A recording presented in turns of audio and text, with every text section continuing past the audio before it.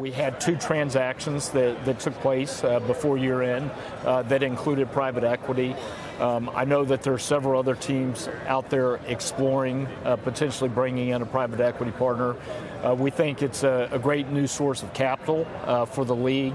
It'll create flexibility for owners who have a need from a liquidity standpoint or have a need from a capital investment standpoint like a stadium. Would you ever consider selling 10%?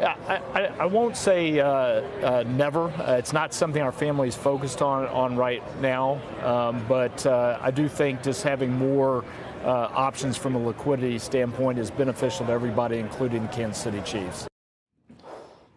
That was our Alex Sherman talking with Kansas City Chiefs owner Clark Hunt on the role of PE in the NFL. Private equity. Alex joins us now from New Orleans, where the Super Bowl will be played this weekend. Almost too much success. That's what I'm starting to read now, Alex, that we're bored with the Chiefs. But I don't know. Should we be bored with excellence? I mean, I actually asked Clark Hunt that. I said, are you bored with this? And he was like, absolutely not. So at least the Chiefs fans, I think, are very much not bored with this. And there has been a surge in Chiefs fans. That's another thing that Clark Hunt told me. He said, in part due to the Taylor Swift effect, of course, dating Travis Kelce, that the Chiefs fan base rose 30% last year, even higher with young female girls. So I think the league is probably quite pleased that the Chiefs are back here, even if, the other fan bases are growing frustrated that their favorite teams aren't in the Super Bowl. Are ticket sales and back to showing some good gains at this point? Was that just a brief? I mean, I read some things that ratings for the last couple of games were all-time highs, I think. But is there any disappointment that you can discern? I mean, I think the Eagles have as good a shot as anyone's had in recent years of doing it this as well. A better shot than they had a couple of years ago. And they've been peaking. Alex. So should be a great great game.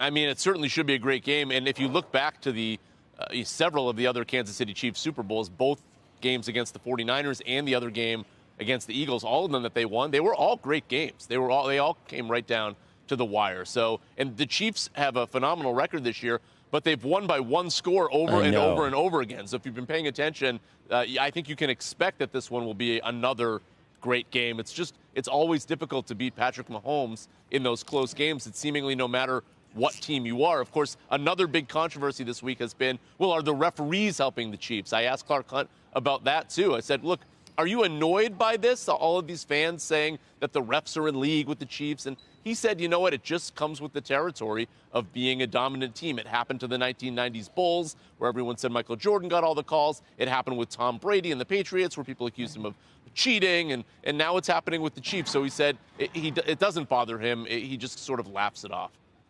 Yeah, some of those games, there are at least 3 or 4 where either, something hit the goalpost. I mean, some of the craziest stuff that's ever happened in football happened, and the Chiefs always were on the winning end of things. It was kind of weird. It's just the luck, I guess. But there were like 4 or 5 games like that.